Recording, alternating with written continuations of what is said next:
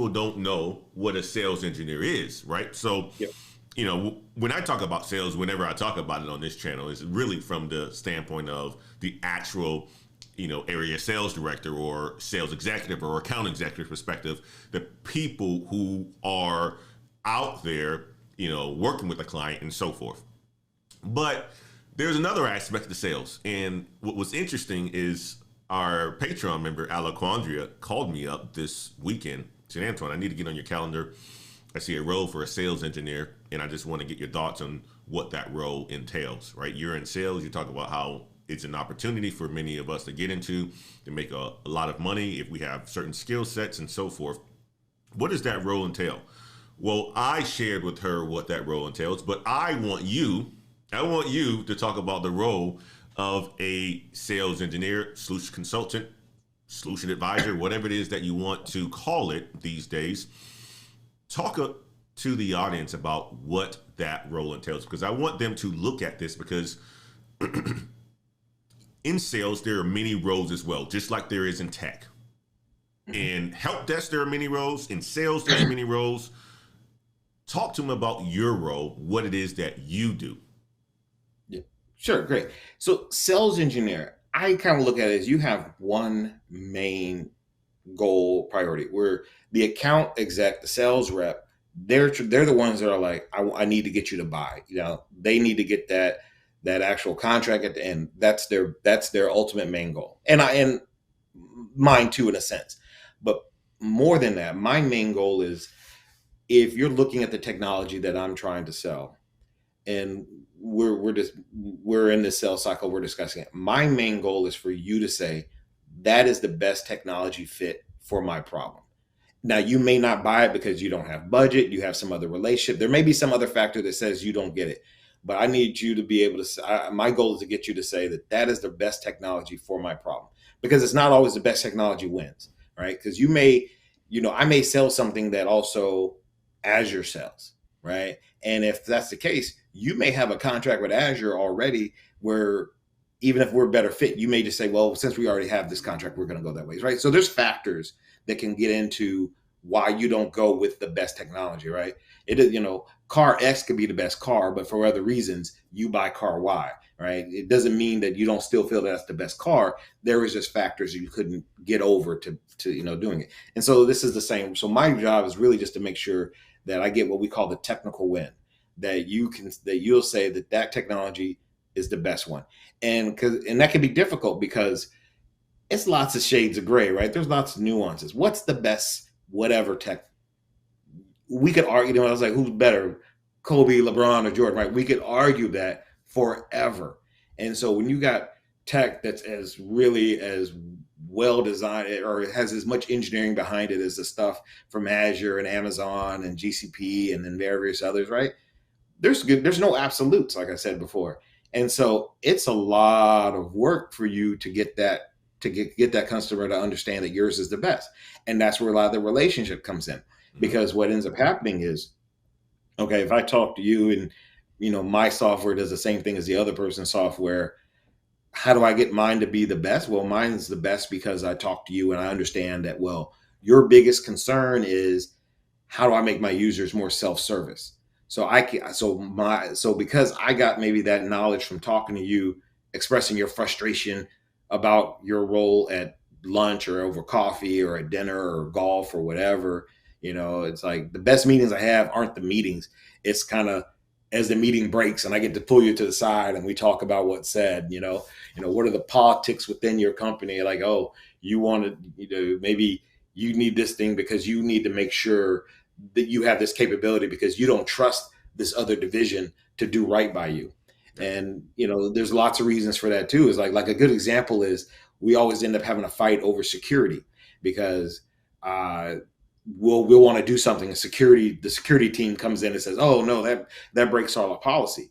Well, I have to understand that. Well, the security team, the CISO over there, if there's a breach, they get fired. But if they just say no and some project doesn't go forward, well, they don't really feel a penalty for that. So understanding that's maybe the driver for this person, I need to go in there and make sure, like, hey, how can I make you comfortable? How can I get you to, what do you need to be okay with this? And so and so technically, what do you need? You need to be able to say that your product, your data is secure at this stage of the process, or all stage. Like, where is your concern? And then my job is to make sure I address that concern, and that means I understand the technology to a point. I kind of discuss it with you and try and make sure you're okay. I maybe bring in certain subject matter experts. So, I usually, for certain areas, particularly things like security, we got a whole team of people who are just super, super security people. And I'm like, hey, y'all talk security to each other, and then make sure he's okay at the end. So it's, coordinating all these different people, having these conversations. That's the role of the sales engineer.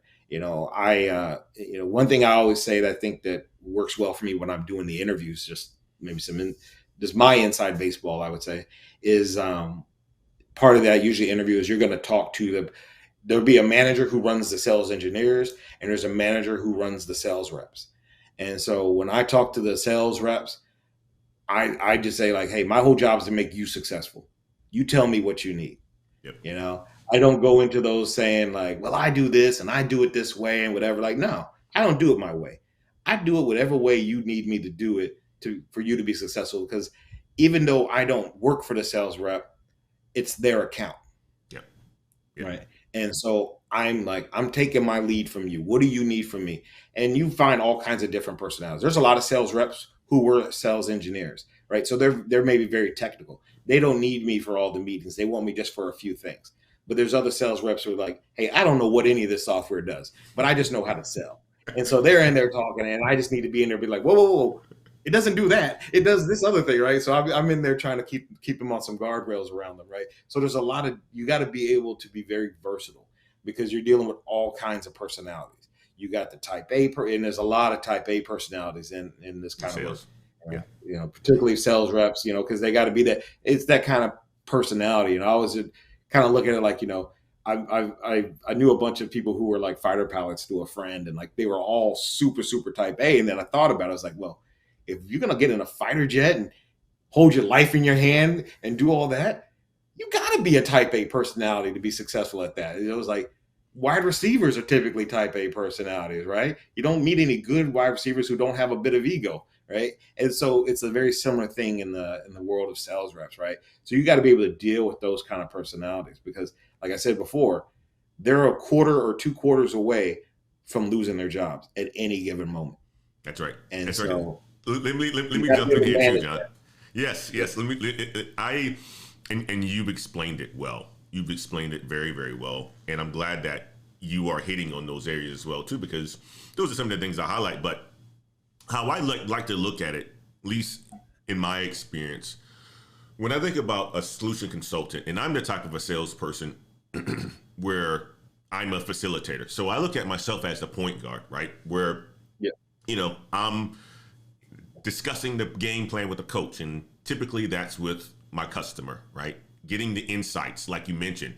What is it? Who are the key people in the organization that's responsible for ultimately helping with this ultimate decision, or help making this decision? Who are the people do I need to talk to? Who are the people that have concerns?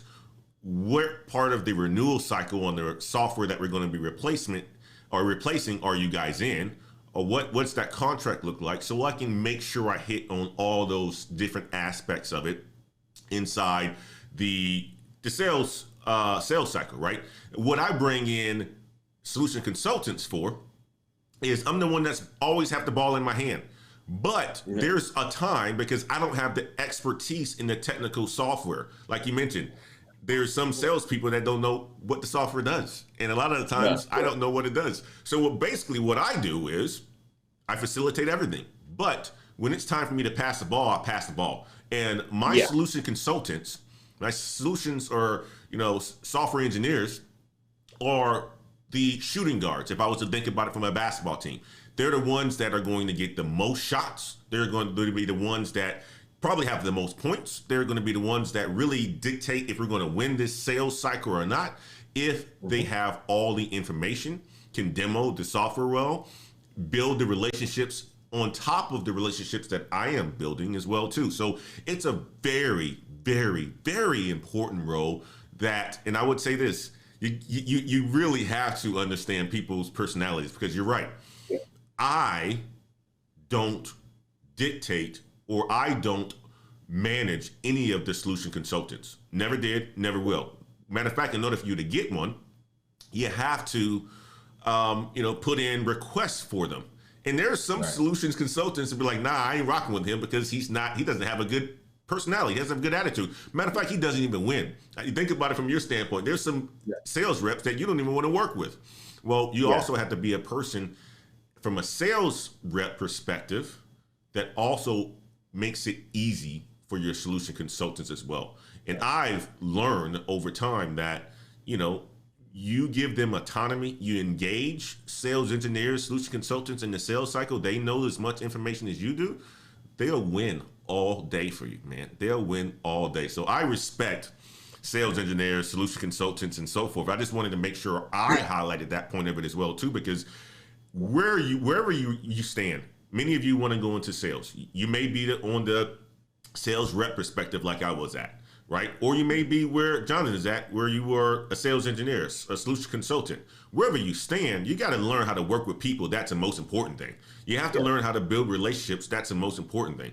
And also, you just have to learn that how to compete. At the end of the day, you have to learn how to compete. So continue on, Jonathan. I wanted to make sure I emphasize that part of the role, how important your role is in the sales cycle. I think it's the most important role.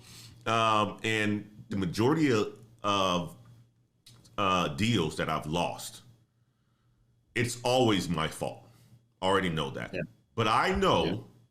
I know there are reasons for us losing. I get the feedback from my customers. Yeah. And a lot of times, if it's not just a technology play, it's a failure of connecting the sales engineer, solution consultant to a certain part of the business who we didn't think had a decision into this, Mhm. and we found out too late. Yeah, and I mean that's a common one. Is you really got to understand.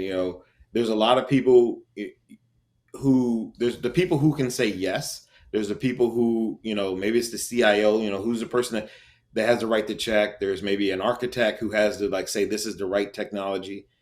But there's people who can't say yes, but they can say no, Mm. and there can be all kinds of personalities. There's the common one. Security can say no. Yep. Um, a developer Procurement. can say no. The right developer who has enough, status at that company says like, look, I'm not using that technology. I'm using this one.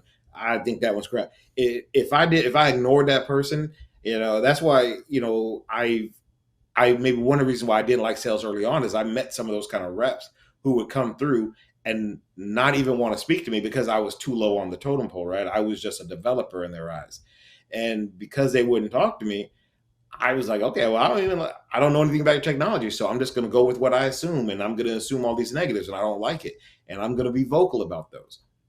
So, like one thing I have to make sure as a sales engineer, and I don't do it because in general I don't look down my nose at anybody anyway, is that everyone has some level of value, so I'm going to always talk to anyone. Is that, but I make sure, hey, who I want to talk to the developer, and like I always tell you, like as a sales engineer, as an SE, in the same day, you got to be able to go talk to the CIO and the person on the help desk and be able to make a relationship and a bond with that person in the same day. And if you think you can only talk to one or the other, you will not make a very good SC. Mm. Mm. I love So that. I I try to love make that. sure I because some of those people can, and some of those people can definitely say no, or definitely can at least hype up your competitor who's also in there, That's right. right? And this is where you also need to understand people's motives, right? Because a lot of times we're trying to, everything's going to the cloud, right? We want to go to the cloud. Where there's that on-prem user who's been using their technology for 20 years, who doesn't want to learn the new hotness, right? And so I got to make that person comfortable enough with what I'm trying to do so that they're working against me purely because of their own concern over their job, right? Right. They don't want to be replaced by this new cloud-based thing where people can do it from anywhere and now it's going to be outsourced or whatever. They have concerns. So I'd spend a lot of time making sure, like, just enabling people, right? I do a lot of like, hey man, let's get your hands on the keyboard. Let's just touch it, get them comfortable, and let them know, like, it's not going to be that hard. You can learn this new skill. You can be good at this. Talking to security people and getting them to understand, like moving stuff to the cloud, right? The cloud is not less secure than what you have here. You know, don't think just because it's in the cloud that now you don't control it. I don't have my hands on it anymore, right? It's like, you make sure you talk to all these personalities, because there's people that could say no. There's people who are just concerned about the cost, right? It's like, I need to make sure I help teach about how this is going to save money. Yeah. Maybe it will, right? But that's what you end up doing, right? You want to go, you want to at least get that out there, that is actually gonna, and that's actually a good thing with the cloud and stuff, is that, hey, the cloud doesn't save you money. It's gonna help you be more agile so that you can maybe make better choices that will make you better money down the line, right? So there's a lot of, you may have to change the way people think about the cloud. There's all these different angles you have to approach, and in sales you got to be able to switch gears with those all the time. And this is where I kind of like to give credit back to that very first help desk job, because being able to switch gears really quickly was a skill set I developed on the help desk. Because I'd get call A and they say they can't print, and as soon as I finish with that caller B comes up and they're like, hey, my mouse doesn't work. And then the next call comes up and it's like, my computer doesn't turn on. And I gotta switch gears. I can't keep dwelling on the last problem. I'm talking to a new user with a new problem that only cares about their problem. And they don't care about whatever I was just getting yelled at on the last call, or how much work I put into the last thing I did. They don't care, right? I got to switch gears and be 100% in the moment in what they're talking about. So being able to switch those gears is what made me, from the help desk, that's what made me successful in consulting, which then led me to the sales career.